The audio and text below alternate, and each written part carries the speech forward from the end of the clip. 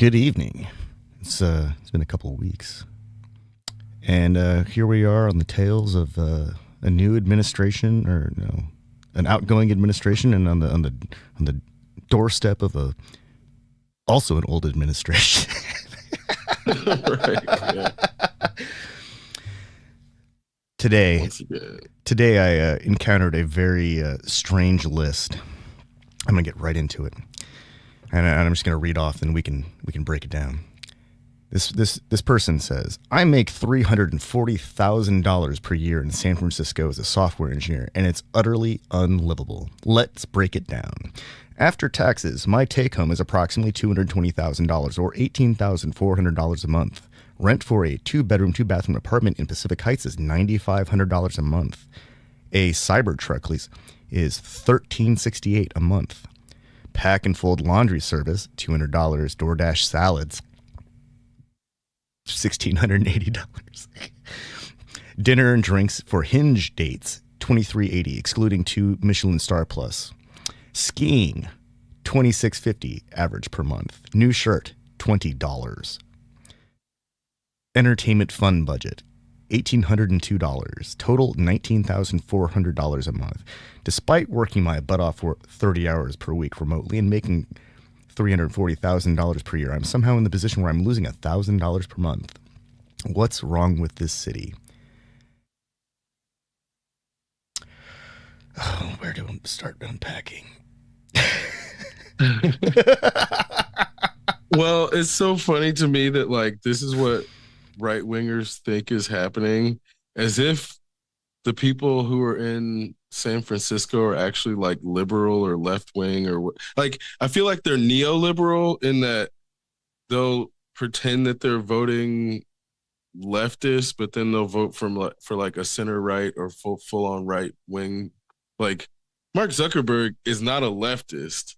Like, you know what I'm saying? So I don't know who is coming up with this idea that like it's a bunch of. Oh, I think there's a mythology about California being a liberal haven. I don't think it's like. I think they know that they're making that part up in terms of like they're creating this false narrative, because it was like Arnold Schwarzenegger was governor at some point, you know, so it's not. Ronald Reagan came out of California too. Right, of course. So it's not like it's actually like fucking Nancy Pelosi. I mean, it's not actual. Well, like Dianne Feinstein. I'm pretty sure that the Gavin Newsom administration has been like towing the line behind, like, you know. Right. the policies in California aren't that different from Washington. Not at all. And so it makes for a good whipping post in the sense, because if you've never been there though, that's what I mean. Like it only if you in this idea. Yeah, conceptually, California as this place where everything's being, you know, it's the test bed for new ideas and new technology and all this other great stuff. I've been to California plenty of times, and I've met a lot of people who suffer from what I describe as everything's better in heaven syndrome. Right. Well, and it's like I actually live in a socialist place where it's like they'll give your kid schooling from kindergarten all the way to community college, and like you know, they have 1,400 beds for the homeless, like, and I was watching a video, they were like driving around picking up people from the home, like off the streets, and like taking them to the shelter and shit, and it's like that's not what's happening in California whatsoever. And obviously it's different scales. That sounds like some state-financed propaganda. Right. It sounds like I'm making that shit up. And the only reason I'm even saying it is because I watched it, in that they could obviously be putting that out there for the sake of propaganda. But I know like the low number of people that saw that video where I'm like, oh, I need to watch this just to verify with my own eyes that like the homeless people I see begging for fucking, you know, $1 are at least getting some sort of help in this kind of weather. And yeah, at least I don't feel like it's for appearances, because it's not getting outside of Detroit. Like nobody outside of Detroit knows what's happening, because if they did, they would try to fucking kidnap Gretchen Whitmer again. And that's why they fucking tried to kidnap her in the first place, because there's actual socialist shit here. Meanwhile, it makes me think that's why she didn't actually tie herself to the Kamala Harris campaign, in that she probably knew they were never gonna air quote abandon Israel. So it's like, nah, she's better off actually focusing on Michigan and like sitting this one out and then coming back. Like, I feel like she's probably going to be the candidate next election. There's no real viable candidate, but I think that she was the viable candidate last time around, but she was passed over by, I'm not sure, whatever was foisted upon us.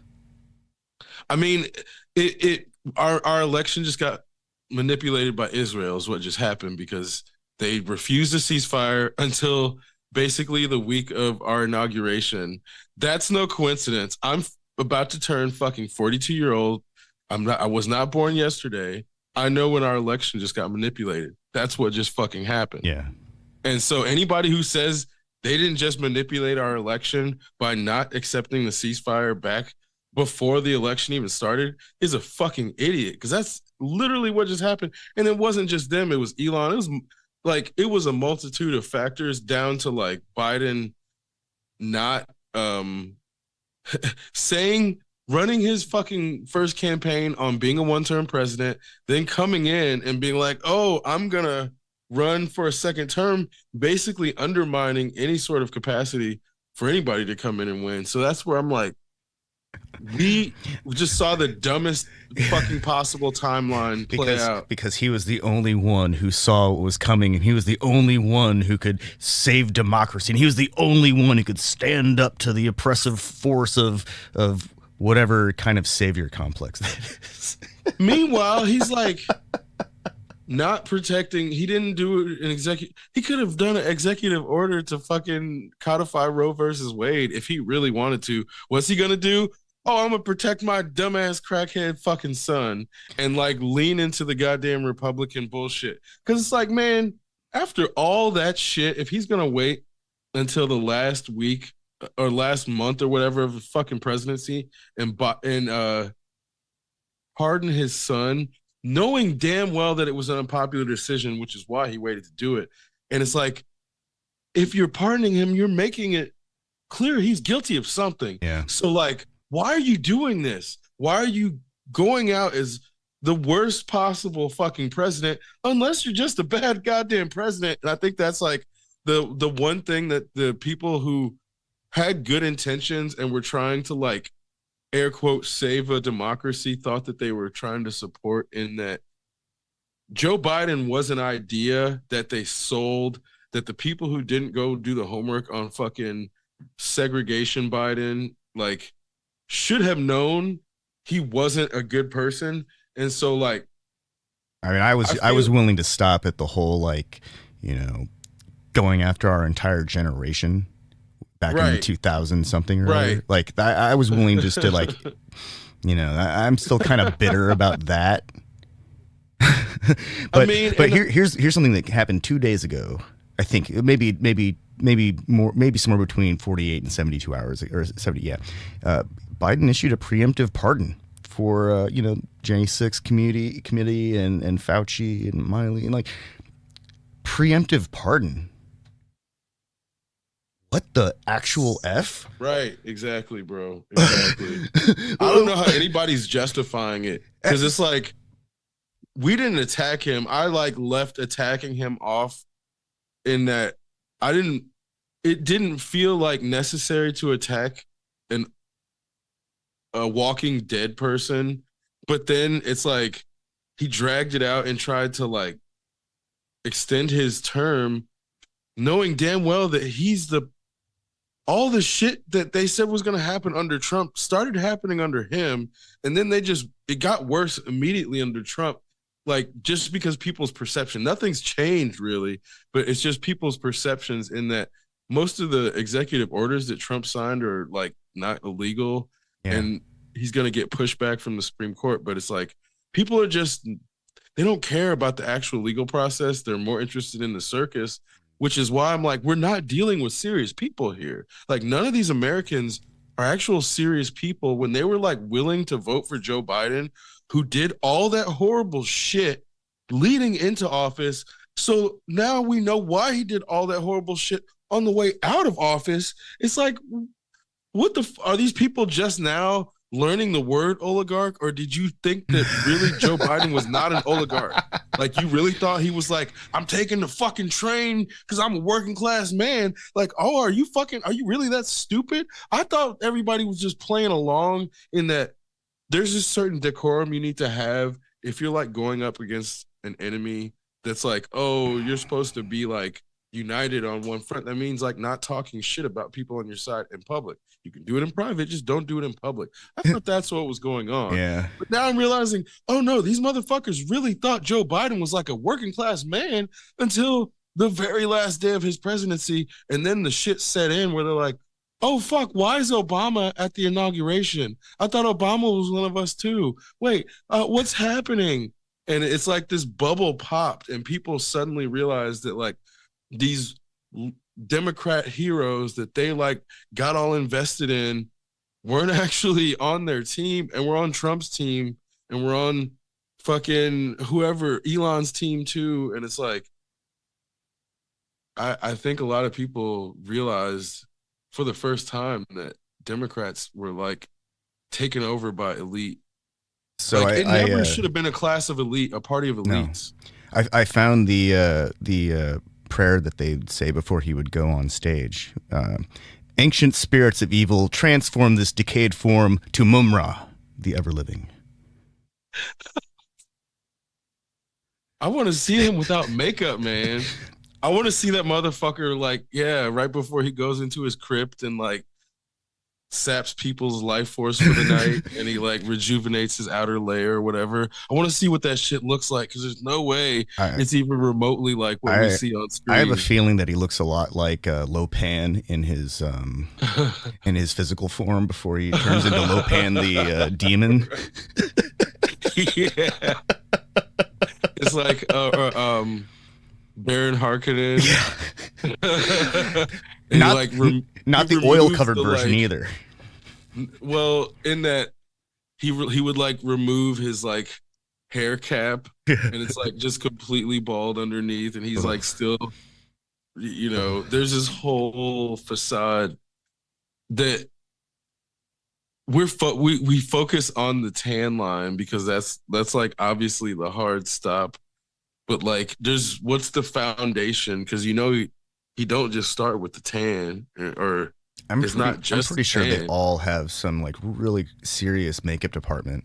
Oh fuck yeah! They all have to. Like there's no way that I mean, and photoshopping and shit, like AI, real time camera filter, all that shit. They have it all, which is where I'm like, stripped all away without the like 2 hour or 4 hour prep or whatever. Because who knows how much prep it takes every goddamn day, so it doesn't look like he's about to shit himself constantly. Where it can't be.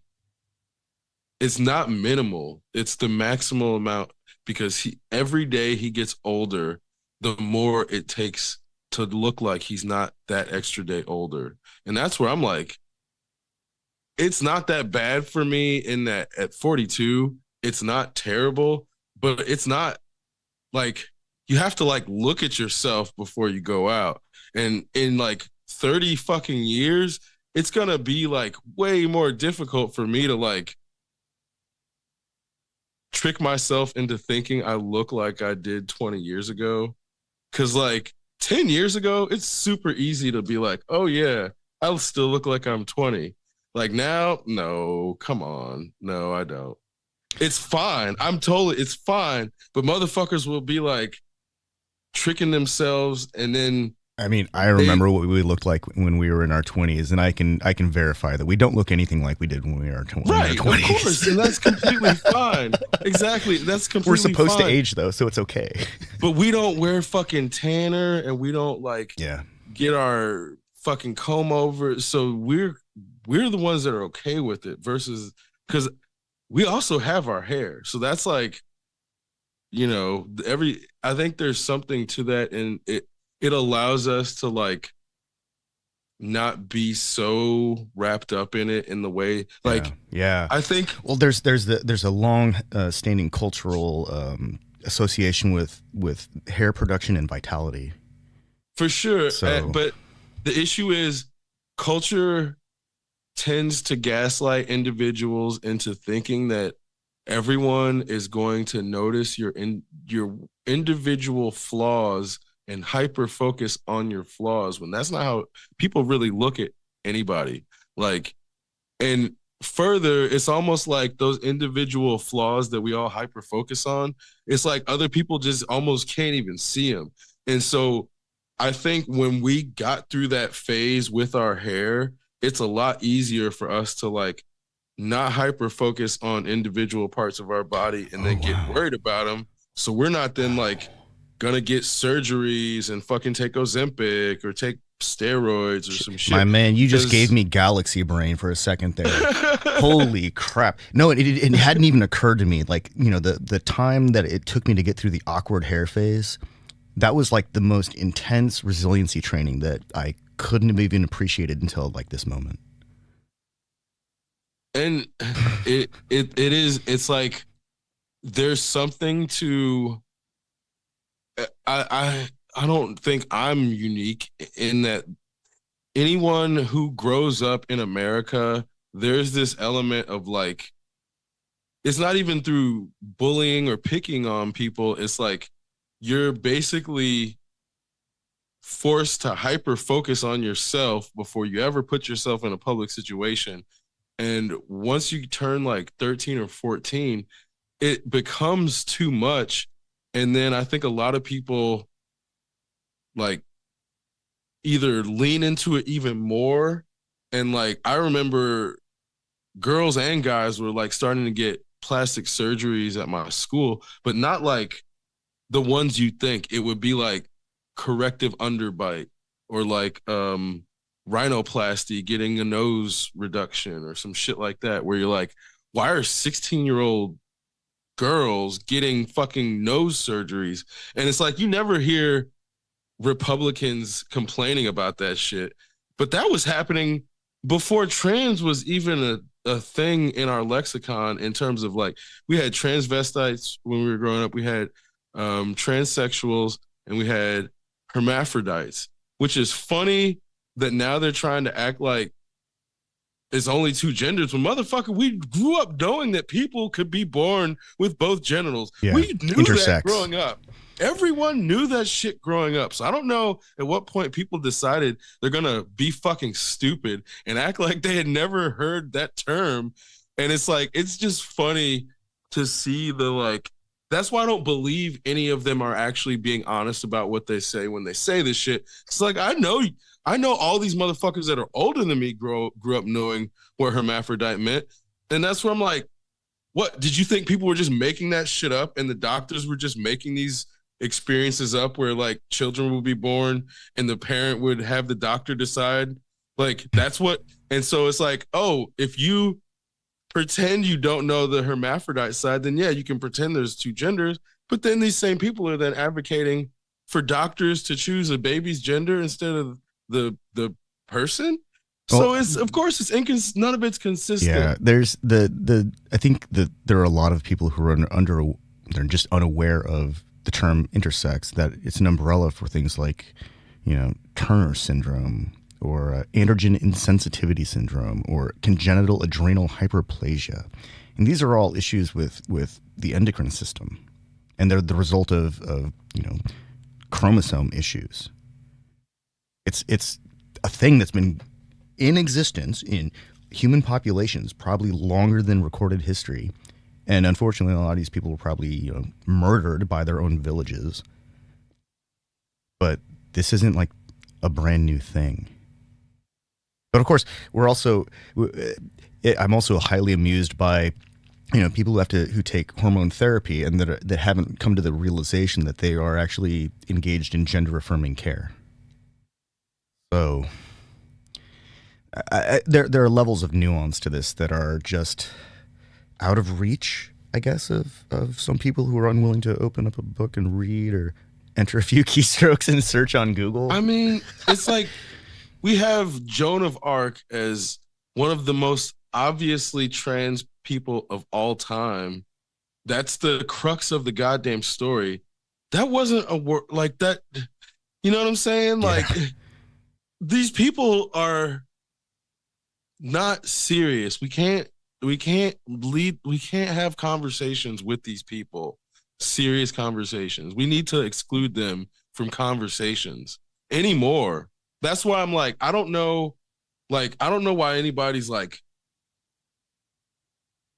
talking to these people, let alone doing anything beyond talking. Like these people should just be ignored from now on. It's like, yeah, I know they can vote. Well, what did that help? Anybody who could vote, what did that help stopping? So let's stop that. Like, So let's just stop talking to these people. I still read people making comments that they say 70 million Americans failed to vote. There are the actual voting numbers for the total number of people who are eligible to vote were actually very close to everyone who is registered to vote. It's actually kind of scary. It was like one of the biggest turnouts in an election, like as long as I've been voting. And there are still people out there whose math is so flawed that they think that there are 70 million, I guess, like children out there who could have voted. Right. Like or 70 million people who have found their way in America but are not citizens who cannot vote. They should have voted too, because I mean, voter fraud is apparently on the table now.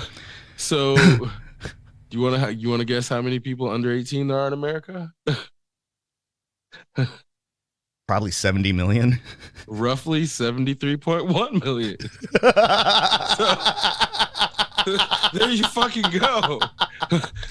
We solved that with one simple thought. You said it, and then I confirmed it. Yeah, guess what? Those 70 million fucking people, literally the only people that didn't vote were the ones that couldn't vote effectively.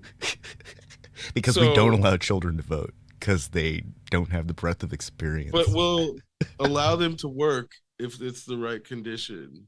Oh, this is such an unserious place. That's why I'm like, again, we can't. You know, I keep reading the term cooked, but I think that we're actually still in the cooking phase. I don't think it's done yet. Yeah. I think it just got put in the oven. It's weird. I feel like China might help us get pulled out early and not roasted all the way through, because like this TikTok ban was more of a wake-up point to a lot of Americans than I anticipated they thought was going to happen when they tried to do it.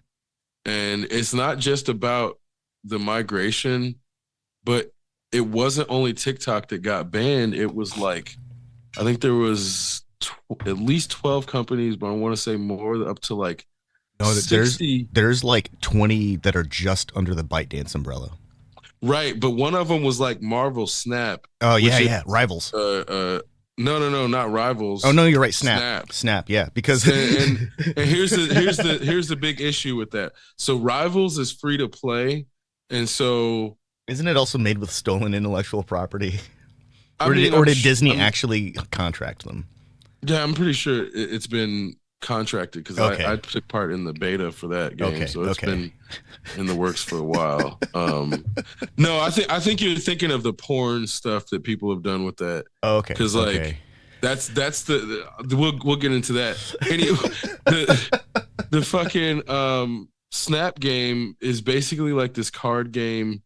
It's technically free to play, but they've made the rules so much dependent upon the pay to win mechanisms that it was basically a bunch of players who put thousands of dollars into the game. And then when the TikTok ban happened, Snap just shut off, and they had no idea what fucking happened until they realized, like, Snap put out a statement like, "Oh, the ByteDance ban affects us directly," and the players had no idea that that could possibly happen.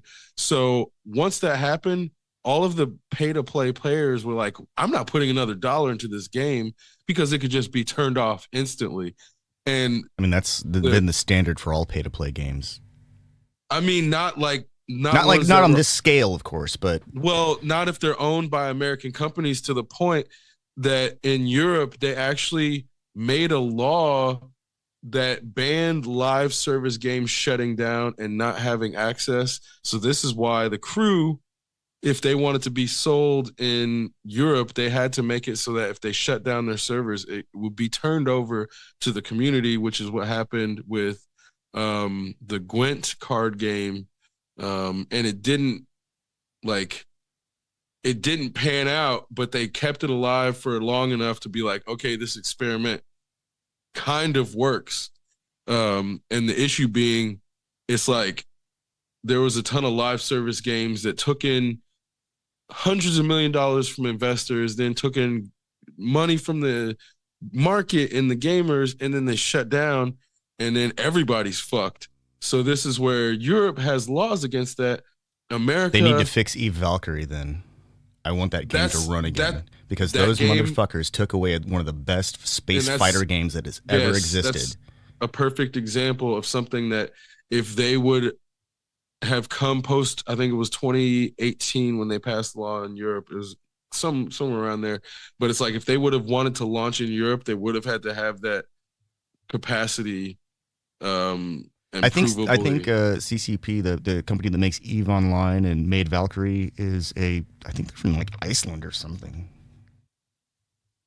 I mean, it doesn't matter where you're from. It matters where the market, if you want to be in that. And that's what I'm saying. Like the American market doesn't have that clause, but if a company wants to release in the European market, they have to be able to satisfy that, like all the conditions, including GDPR. So it's like, they can't do they're loot based boxes. in Iceland. There's a lot of game companies based in Iceland, but again, it's like if you are based in Iceland and you want to release in a market, you have to follow that market's rules. No, they were not. They were purchased by a South Korean publisher in 2018, so they're not beholden to European laws unless they want to. I mean, again, you're only beholden to the laws in which you want to release and the ones in which you live. So it's like if they don't release in Europe, they don't have to abide by European rules.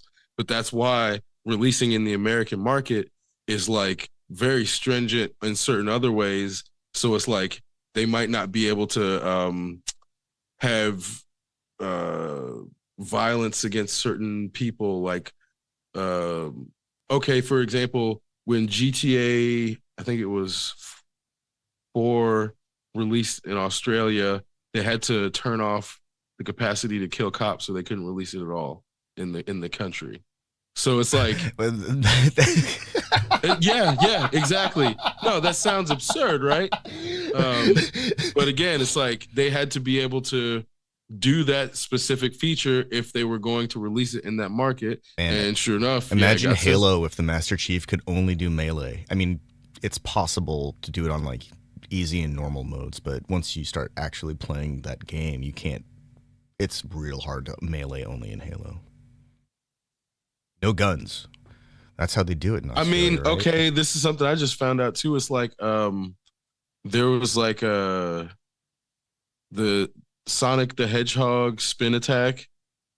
They had it in Japan in one game and they didn't release it in America at the same time, and it was like only released in a later game in America while they already had it in Japan. And so it's like little shit like that where that wasn't even about the restrictions so much as all of our gaming markets are not the same whatsoever, down to like if you buy games in like the Indian market, they're like obviously priced for the Indian market, but then you wouldn't be able to activate it in the United States.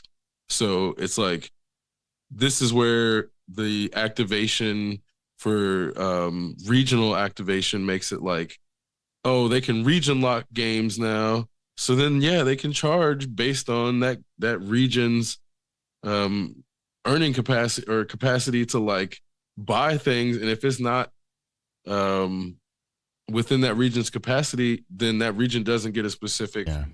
code, and they just have to buy global. DVDs were like that. They were region locked for a long time. I Mm-hmm. remember I was in China and I bought a couple of DVDs that were Chinese region limited, and I ended up having to buy a region free DVD player. And this was like the most hacked together firmware that I've ever experienced on any electronics. Like it was just a blue screen with the worst font. It was completely readable. It was functional, but it had more in common with like a surveillance system interface than a DVD player. And it worked for a while till I got over it. And then I think I ended up with like a DVD writer that was region free that I just installed in the computer. And this was, I haven't used optical media for anything in well over a decade, pushing 2 decades now. And so I haven't even thought about it for years, actually. The regional encoding is a really strange concept to me, though, because most of the games that I've enjoyed the most, I've actually gone and found, the Japanese edition and run it on an emulator. And lo and behold, there are differences. And they're like with Ace Combat, the Japanese edition and the American edition are not the same. I think it was called Air Combat at first, but it wasn't. It was a slight variations here and there, and one would have to be really familiar with a specific region's game to even notice some of these differences. Well, and it's frustrating to me in that like optical discs are still digital information, Mm-hmm. and like the way that they've been presented, it's like people think that if they have a disc that like they own a physical copy of something, instead of like you have a digital copy on a physical media. That's It's not the same Yeah. thing. And it's like that sounds pedantic, but it's so not pedantic in that if people understood the way that digital encoding actually turns something into information versus analog, it's not obviously a super easy conversation. But when they're trying to make it seem like anything that is on a piece of physical media is thus physical media, then it feels like it's an intentional obfuscation of the line between the two. I don't know if it's to make people dumber or not, but it makes me feel like they then think that owning a disc makes them impervious to having that disc being bricked from a remote operation. And I think that's where I'm like, you know what I'm saying, I bro? mean, It's like like, only if that software runs on an air gapped system. right, exactly. That's And the only way. And even it's then, still it's not. licensed. All software is licensed. That's one of Yeah, those and things that I think that's like one of those hurdles, or it's like a bridge too far to ask everyone to grasp that we license our software from the company that manufactures it. We license our operating system from the operating system developers. I mean, somebody might own the physical hardware that the software runs on, and that's fine, but you know, nobody except Microsoft owns the code for their operating system on an Xbox. That's how that works. That's that agreement that people don't read. I mean, but that's where I'm like, they don't read it and they don't understand it, but that doesn't mean it makes sense. Oh no. You know what I'm saying? The agreement itself still doesn't make sense, even though people don't read it. And that's kind of what's frustrating me in terms of like, I'm not just some communist anarchist about like the destruction of intellectual property ownership or the destruction of like physical property ownership. It's more so that the protection of either of those things does not result in what they've been claiming it was supposed to result in. It does not result in a direct uh logarithmic increased trajectory of technological advancement, not even remotely. And further, it feels like the only thing that is increasing like that is concentration of ownership under oligarchy. So it's like all of the actual benefits that were sold to us with the notion of heavy air quote protecting intellectual property in the form of patents is like what China has demonstrated not doing that in that manner has benefits that they had to lie about so hard that our governments put well, I want to say more so American government put a shitload of effort into making it so that we are roughly 30 years into the internet revolution, and we're just now starting to talk directly to Chinese citizens as American citizens. That's fucked up. The idea that we've had this means of connectivity and our propaganda systems are so heavy and so directed towards Chinese people that it took a ban on a Chinese owned application to then have Americans start talking directly to Chinese people just as citizens, where I'm like, that felt like a shift in that. I remember pre-internet when we were doing the like exchange, like the foreign exchange, where you would like write letters with people and then one of them would come, you'd like have a group of them come stay, and individuals will do their hosting, and then they'd switch it and you go stay there. Because we were doing, I know in our school we did it with French students. I think they did it with German students. I believe a friend of mine, his family hosted an Australian student, and that was wild because he spoke English, but man, it's definitely different culture. Yeah, it's not the English we speak here. He had a bunch of like slang terminology that was really wild, and I don't recall very much of it because I spent half the time like, wait, what did you just say? What does that even mean? And it was a cool experience, but it was also just, it was really surreal. I was like, well, it sounds like English, but I don't understand. Yeah, and I feel like because of that, we're exposed to even more Australians than we probably would be in our normal lives, like whether it be through media or through sports or whatever. Like we hear Australians more than we hear Chinese people regularly. Like it's not like we hear Australians regularly, but we hear them more frequently than we hear Chinese people. Statistically, that shouldn't even be possible. Like just straight up, like that's an absurd realization. And so that's where I'm like, in seeing how much we've been inundated with anti-Chinese propaganda, we've been cordoned off from Chinese people effectively, very effectively for at least the last 30 years, which is funny in that I think anybody who knows anything knows that capitalism has definitely infiltrated China in like the worst possible ways. So it's not like it's some communist fucking haven, but there's also this element of they haven't been doing the same things that our government has been doing. And so the other things they've been doing are shocking to Americans in a way that like make them realize that like, oh, governments don't have to do these things that our governments, they can like do other things, even if they get big. And so I think just that realization, it doesn't have to be like perfect. It doesn't have to be a utopia. It just has to be, they're doing something slightly different.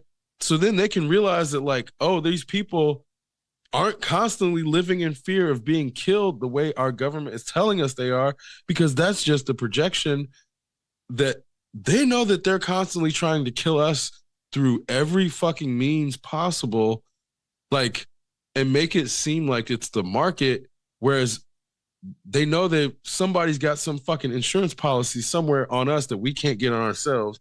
And so it's like, who who knew that it didn't have to be like that? And it took TikTok going down and Xiaoshu being picked up by a bunch of Americans for them to realize, like, oh shit, the world doesn't actually revolve around us. And that's something that, again, I don't think a bunch of Americans with all their best intentions had realized that, like, we still were not the center of the world or the center of anything for that matter. We're like the center of our own lives, obviously, but there's a whole fucking world out there. And if the world, if everything lied about. revolved around 4.22% of the world's population, I mean, as of January 2022, this year, the United States is 4.22% of the world's population. There's no way that everything could be centered around the United States. That's like, anyone who thinks that, they are actually living under a rock or some reasonable facsimile.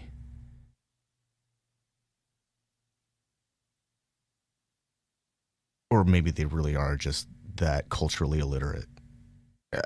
I'm willing to believe that there are more options, but those are the ones that I can come up with right now. I mean, media literacy is like their thing. That's their thing. Yeah. Explicitly. So I've never met a right winger that was media literate. And I'm starting to realize a lot of them are just like regular illiterate. Like, just straight up. I think this is the light bulb moment where I was like, oh shit. Maybe that's we're all like mocking them for being stupid, but this is their revenge, like the revenge of the stupid. Just like, you know, the Revenge of the Nerds movie was a thing. Maybe it's like Spaceballs, where, you know, Dark Helmet was surrounded by assholes.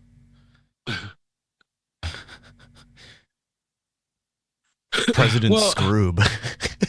and I guess my thing is like, I'm not scared of some fucking goddamn stupid wannabe nerd that's not even a real goddamn, like, why is anybody acting like these people should, like, we should be scared of these fucking like fake nerds? Like, they're not even physically fit. Like, I don't understand where the fear is coming from of like, I'm scared of Trump, and like dog, what do you think they're gonna do? Like, eat all the fucking McDonald's and eat, like, leave nothing rest for the rest of us so we starve? Like, I mean, if they ate all the McDonald's, I wouldn't complain. Right? I wouldn't miss anything. I don't think that these people are long for this world, man. And I'm not talking about like Luigi style. I'm talking about like, you can't eat like that and fucking, you can't do these. This motherfucker's about to be on tour for like 4 years. Like, you saw what being on tour for a long time did to Michael Jackson and did to Prince, and it did to fucking like pro wrestlers. This is like Steven Tyler, bro. Steven Tyler lost his voice. Yeah. That also took his entire career to do, but we've also witnessed every president go in with, you know, a nicely dyed set of hairs, and then they leave and they look like they've got 20 extra years under the belt. Like, even, dude, this guy, the first time, he was like, he looked like he was having trouble keeping it together during, like, it looked like he couldn't be on stage for more than an hour at a time without, it was like the same shit that was happening to Biden. I feel like people forgot. It's not like just being old does that. It's like trying to be at the highest point of one's capacity all the time for 4 years straight. I've got a good analogy for the cameras. For this. Go ahead. I refer to that as Muppet energy. We all have reserves of Muppet energy where we get to Right. function at full capacity. And when Yes. we're children, we can produce Muppet energy like crazy. But the older we get, our ability to produce more Muppet energy diminishes to the point that we utilize Muppet energy at a faster rate than we can produce it. And once you hit a certain point, you just can't keep up and you've got to, take a break. Sometimes that break is a day, 2 days, a week, 2 weeks. But at a certain point, you start digging in so deep that it starts to impact in a very negative way one's ability to generate Muppet energy. Bro, I mean, even with that example, that's why kids just like shut down Yeah. mid stride. They're like running across the floor, and then suddenly boom, boom, boom, boom, and then Yeah. just like a pile on the floor. Cause that shit's happened to me still, where I shut down, wake up, and like I'm face in the couch, like knees on the floor. You're like, what Like, what happened? happened? Yeah. Like, oh no, it just shut down, powered down. You were Yeah. in the middle of a sentence, just bloop, bloop, bloop. Yeah. Yep. And yes, the Muppet energy, you can't sustain that shit for 4 years, let alone at that age. So that's why I'm like, just let him burn himself out. Yeah. Like, this motherfucker is gonna have a heart attack, a fucking goddamn stroke. Like, get him riled up about some shit. Just get him riled up just a couple times. Boom. Fucking right on stage, heart attack. Boom, stroke. I'm telling you, man, that's all. Like, when when you're that old and you've drank that much goddamn diet soda and had Oh. that many goddamn Big Macs and didn't stop doing it when the doctor told you to 30 fucking years ago, and we can all see that. We can all see that he did not stop doing that shit when the doctor told him to. Because we know the doctor told him, probably when he came into the fucking office the first time, sir. I respect you and everything, but it would be great if you could lay off the Diet Coke and the Big Macs. That shit definitely happened. Did he stop? No. So that's where I'm like, Yeah, he bro, served Big Macs to like athletics come on, teams. man. This Like, motherfucker is walking around with a goddamn plaque bomb just waiting to go off. And motherfuckers, that's why I'm like, what are we even worried about? This motherfucker can't get his heart rate above 90. Ain't no way. He's gonna roll in on the back of a horse commanding an army? No. No, man. I can't. I would actually I would actually like to see him riding a horse. I really actually kind of would. I think that would be kind of amusing. I don't think I don't think he's has the fitness to ride a No, horse. God no. Because that God, actually no. takes some like actual core musculature to sit on top of a horse, not get thrown off of it.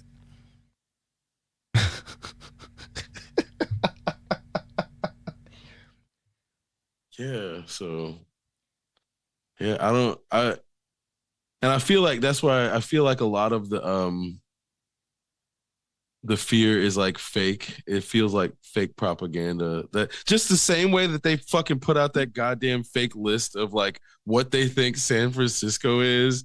Like, it feels like they're online pretending, oh my God, Trump, oh, I'm so scared. Like, oh, fuck off. You're like, what are you know what I'm saying? Like, this because I see that shit online and I'm like, because then there's other people who are turning around and like trying to blame the anti-Palestine people again, or the anti-genocide people.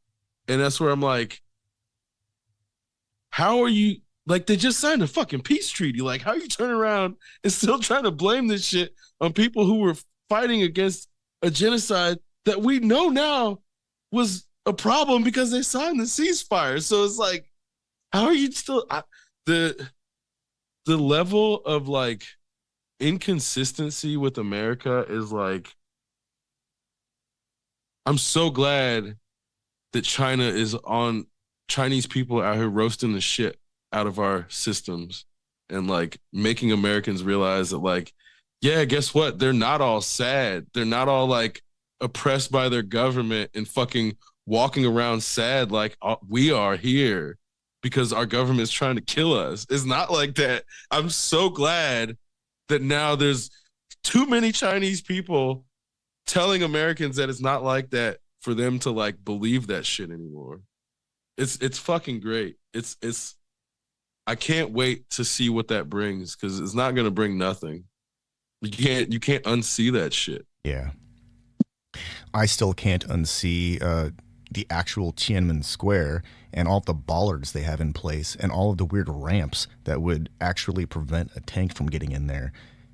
Well, I mean, a tank can destroy anything, but also that I saw, I mean, I got to walk, within eyeshot of the actual street that, that apparently the guy got run over on. And I just I don't know. I know what I saw on in terms of imaging, but I think that the things that we saw during that whole thing, those were actually not at Tiananmen Square. I think those were maybe nearby if they happened in that area, but I have my own doubts because I wasn't really, this there. is the first I've ever heard. That's crazy. I Really? Yeah, Whoa. like they're like the actual street that the guy was run over on is not. It's like a couple blocks away from Tiananmen Square. It's Huh. not the actual gigantic open space in front of the Forbidden City. It's just not. Whoa. New conspiracy just dropped. Like, I don't even know what to think of that. That's crazy. Because part of it is like, if that's true, then like attaching the name to it is obviously some clear like hyper propaganda as if like Kitty Genovese, if it happened in Central Park and they called it the Central Park murder, even though it wasn't in Central Park, like it's clearly meant to like evoke some type of feeling. So that's where I'm like, what? I obviously the whole propaganda is meant to make it appear a certain way. But like seriously, there are what's too many. that? There are What's too that many about? like really old structures around that giant open space. Like old structures, like original development structures. I don't. I'm just skeptical. That's the skeptic in me that is open to the idea that maybe we've been lied to. Like how much of this it sucks because I want to be, media savvy and I want to have been exposed to good information, but at this point I just I have my doubts about a lot of the things that I see being presented to me through any channels whatsoever because I can't physically go there. And if there's a barrier of glass and plastic and microchips and millions of miles of wire, I don't care if information travels at the speed of light. It doesn't matter if it travels at the speed of light because there's a computer in line and all of these things are. I can't verify the source. I can't speak Chinese. I can't read Chinese. So at best, I have to rely on interpreters. And at worst, I have to just guess. And that's like that's not a path towards understanding. And every time I see videos from people in China, they're doing the same kind of things that we are. They're cooking their cultural cuisine. They are playing games with their kids. They are, getting video of their children's, musical performance. It's a video of a group of people exercising together. Actually, I don't see that coming out of America very often unless it's a class that's trying to sell something. But I've Right. actually seen groups of people who work for a company, presumably, going out and doing their morning Tai Chi together because it helps build a unified team. I've seen that. And that's actually really cool. I wouldn't mind working for a company that said, "Hey guys, we're going to stop everything we're doing and we're going to go do some Tai Chi for 15 minutes." I think that'd be pretty awesome, actually. Hey, everyone, take a break. We're gonna go do some calisthenics. Or live in a place where you live so close to your home that if you don't work at home, you're still close enough that you can go home for lunch and you're encouraged to do so. Like that's the way that shit was so crazy to me in France during the exchange program the first time that by the second time I was used to it happening in that like it doesn't it's basically like very few people were going to commute so far that they weren't going to be able to go home for lunch. It just wasn't very common. So like the idea of commuting, I I realized I was in France when the OJ Simpson thing happened, and like I remember watching it, and it was in French, and it was like I don't understand why they're going so slow.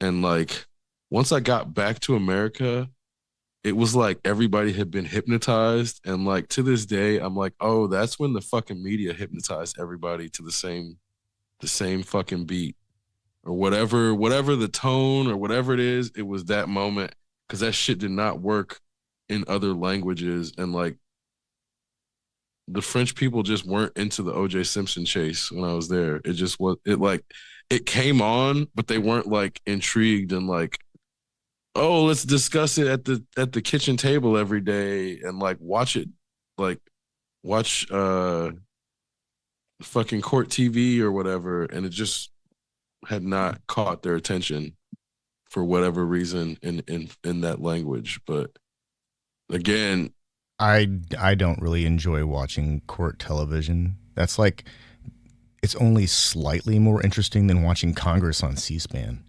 right. And I'm gonna say that watching Congress on C-SPAN is like I would rather watch paint dry or corn grow or wheat fields grow or grass. I would rather watch a plant grow than watch C-SPAN. No, I mean it. I don't think anybody actually really enjoyed it except for now these people who were like really into the crime stuff. There was only like I think a small part of the population that really enjoyed the crime like court TV stuff. I think everybody was just really into like the racial aspect because I remember when the decision got read and like all the white people in the room were like upset and all the like it was only like five or six black people in the room. They were like kind of excited at first, but then once they realized that all the white people there were like upset, they kind of like chilled it out. And I just remember thinking like, what the fuck was that? It was so it was just so off. I just because I'm like, what did people really care about? Like I just could not understand what Americans were really concerned about because at that moment it felt like nobody was actually concerned about the murder and it was more about like all these like symbolic things and people culturally would like get into these symbolic wars and I'm like is the symbolic war more important than the like thing that happened and to this day it just feels like even more so the symbolic wars are like the most important things in America, which is where I'm like, I just can't take America seriously anymore. I don't know if that's me. I think that I'll be really I'll be a little bit more comfortable once the era of virtue signaling is over. Yeah, I mean, I don't know if it'll ever end though, because I feel like people are addicted to virtue signaling. That's like all they do anymore. Like, but yeah, I guess it'll have to burn itself out at some point, right? Yeah, You can't be in the virtue signaling shit forever. I think that I think all of these things have, they've got a timer, and when the Yeah. timer runs out, that's it. It's the same thing with Gen Z rejecting Facebook, and like even millennials are starting to reject the whole concept of Facebook. A lot of our beholden social media platforms are not being populated by young people at all. And I see more and more videos of young people who are like, their level of political acumen is incredible.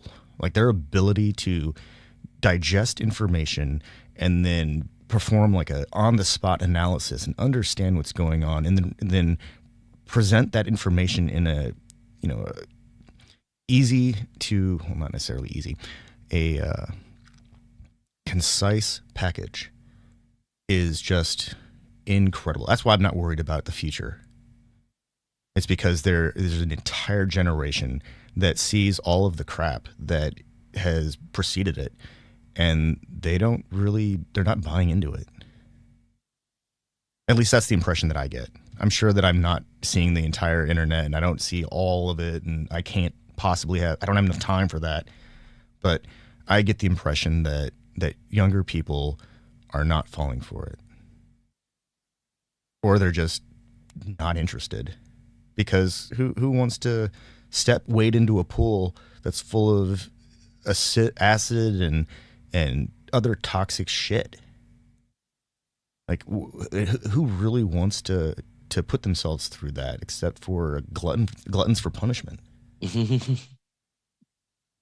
I know that I don't want to deal with that. It sucks because there are a few people that are still like talking to, and that's like what I find myself using social media for. Finally, is basically like it ends up being a group chat with people who refuse to leave and go to a stable environment like Discord. Right. I mean, I think that's part of it is like, yeah, that's like in the, I don't know, in the, like 4 or 5, almost 6 years that we've had our Discord group, I don't think that Discord's ever tried to push anything on us except for like those nitro animations. Yeah, the basic services. Like, and they didn't really push them that hard. No. Just like, hey, we got these things if you want them. Yeah, and since I don't want them, I just say no, thank you, and then I move on. And then they don't ask me until they do another software update, and then I say nope, and then it goes away, and there are no commercials, and there's no like. I mean, they might be selling. They might be observing our dialogues and trying to sell our information, but I'm not sure what they could get out of that. They could get that. They might be able to determine that we're like displeased with a few things, or that we like dunking on Elon all the time. But who doesn't? Who isn't displeased with things? Also, we tell jokes. What are they? How are they going to monetize our jokes? On that note, I did see one good joke that somebody got off where they said Elon can't be a Nazi because they were good at engineering, and I'm like, that was pretty good. That was I'll give you that one, guy.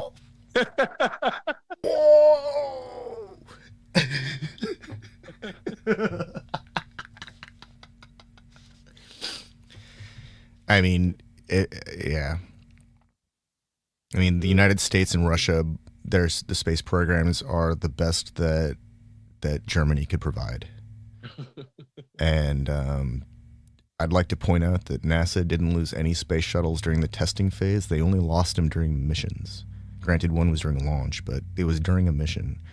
And in fact, the United States, I think they've only actually lost like 1 or 2 of their capsules. I think it's only 1 capsule during a test. And granted, we lost 3 astronauts to a cabin fire, and they made changes immediately. But that was also during a mission. And let's see, the other times we've lost test vehicles. I think that one was also from cutting costs, too, if I'm not mistaken. And then the times that we lost vehicles during testing phases, there was an SR-71 that they knew was going to fail, and that was part of the test. Mm. It was part of the whole program. And then there was an X-15 that I believe failed, and they also knew that was going to happen.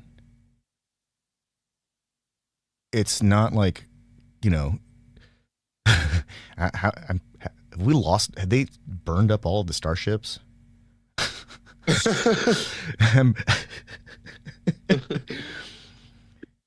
NASA's track record. Rapid deconstruction. Yeah. I mean, NASA is expensive. Yeah, space flight's expensive. Space exploration is expensive. But NASA's track record for destroying shit's actually really good. I just I do want SpaceX to succeed. I do want NASA to be able to continue its efforts in research and continue to send unmanned probes places to gather information for us because I don't I just don't think that I don't think it's right to send people into an environment where they're literally going to suffer kidney failure and get cancer. That's just wrong. We don't have the kind of technology to protect against the radiation that exists in interplanetary radiation, let alone interstellar radiation. Holy crap. We can't even get a person that far anyway, so it's like it's all just pipe dreams. Also, where are they going to find enough people who are willing to endure kidney failure for the duration of the mission and contract cancer or develop cancer and die on Mars? Because that's got to be a one-way ticket.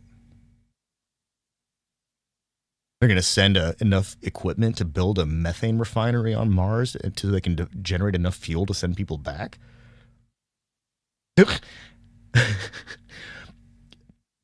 That doesn't make sense either. They're going to be able to send enough machinery and people to operate a water extraction facility. That also doesn't make sense either. That's like an entire industrial facility. And I know that automation has come a long way, but automation really only works with established operations where all the kinks have been worked out, where every little bug has been addressed. You can't just rapid develop on Mars with no actual supply chain, no real infrastructure, on a hope and a promise that they're going to be able to pull methane out of the ground or water out of the ground. And if they can do that stuff, wouldn't those resources be better spent, like, here on our actual fully functioning planet that protects us from solar radiation and doesn't cause kidney failure?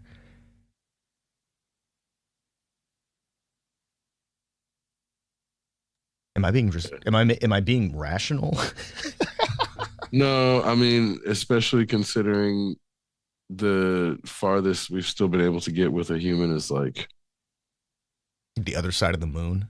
Right. Like it's not a good use of our resources. So the moon is still technically within the Earth's atmosphere. Like right, yeah. There's like I think like something like 16 parts per billion molecules of hydrogen and floating around the moon that come from the Earth. And the artificial line that defines where space begins, that line has moved like dozens of times since the guy came up with the arbitrary number. Let's see if I can find his name again. Right. Well, once they learned about interstellar space medium, like that changed a lot. So the Kármán line, that's it. The Kármán line. It's an imaginary line, defines the boundary between Earth and outer space, and they say it was 62 miles. But, they were fighting over that for years. And then finally the guy who came up with that number says, like, yeah, I just came up with that. It's probably not there. It's probably further away. And it turns out it's beyond the moon.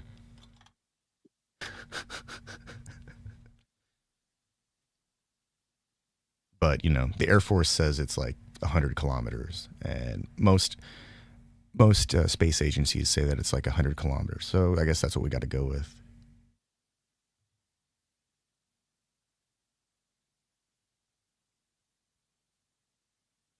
Well, and we only have, I guess it's still only relatively recently that the James Webb Telescope was like out there. Or yeah. Wait, did they rename it? Forget. They named it something else?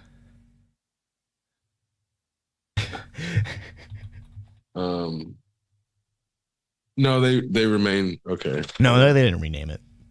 No, that would be too soon. some astronomers refuse to call it that. Yeah. Oh, that's right, because there was a whole bunch of controversy about him being like sexist or something, and there were a bunch of other people that were contributing to the project that had just as big a contribution, and he was just the guy in charge or something like that. And Yeah. it, that's the thing about projects is that the person in charge is the person in charge, and it doesn't matter if they don't know every or how to run everything because they're looking at the big picture. And I that's mean, but that's also like they were the ones that decided to fire all the gay people. yeah, So that like, is problematic. yeah. And that speaks to the culture of NASA at the So it's time, like, and yeah, that's exactly. Which is why they wanted to not. Some of them still don't use it yeah. because they don't want to like be like, oh, he did all this good stuff. Well, he I did a mean, shitload of bad stuff too. we got to So the moon because of Nazi I engineers, mean, so it's and yeah, the timing. I'm like, he definitely worked with Nazis. yeah. So if he wasn't full on one himself, It's the best space program that our captured German scientists could provide us, and there's we no proof that he was a Nazi. and we can't replicate the efficiency of the Saturn V rocket engines still. I know that I keep reading things about how the Dragon X or whatever the heavy lift is going to surpass it because it has these special nozzle designs and injection systems, but it won't matter if they keep blowing up their spacecrafts, and especially if Boeing can't give us a spaceship that's going to work.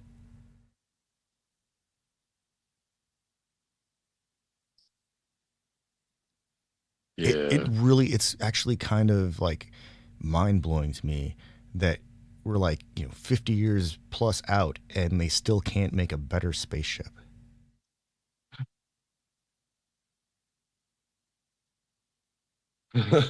Yeah. Those astronauts are still stuck up there. God. Oh. In case anybody thought that they had come down and they didn't make a story about it, Yeah, follow up. yeah. They're probably going to be up there for a while.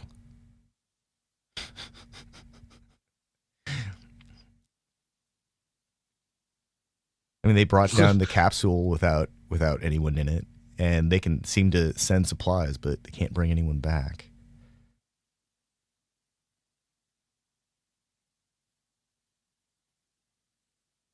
Hopefully, they come back before they decide to bring ISS down. They were only supposed to be there for 8 days. That's crazy. Wait, it's been This is 8 days. It's been like 8 months. I know they were this mission was 8 days originally. This is like a horror movie. June 5th. So almost 8 months.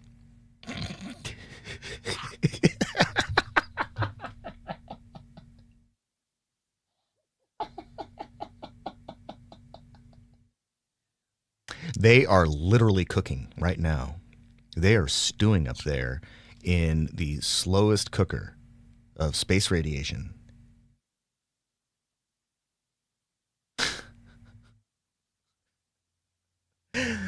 Oh, it's so bad.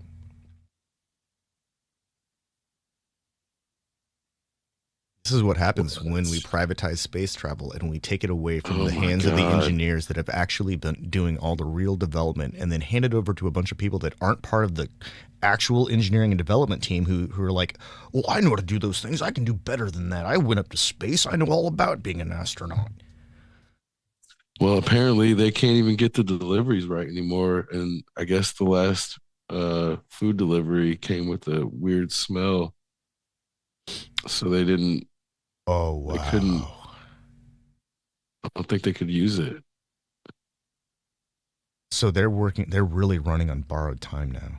Yeah. Oh man, that's not good. I mean, it's fun to joke about when like everything is sort of working the way that we kind of have accepted it to, but when things actually start going really wrong, I mean, come on, SpaceX. You guys are supposed to be professionals. Fix this shit. We're not relying on Boeing, obviously, because their capsule sucks. I don't even know why they trust Boeing anymore at this point, like considering they can't make an airplane that stays sealed. Side note, I'm never going to fly again. I'm done with it. If I can't drive there, then I guess I just don't need to go.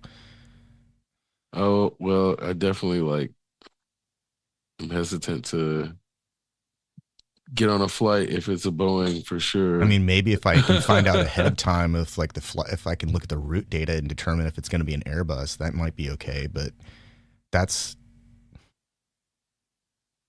Yeah, you can definitely check routes, see what's flying the route.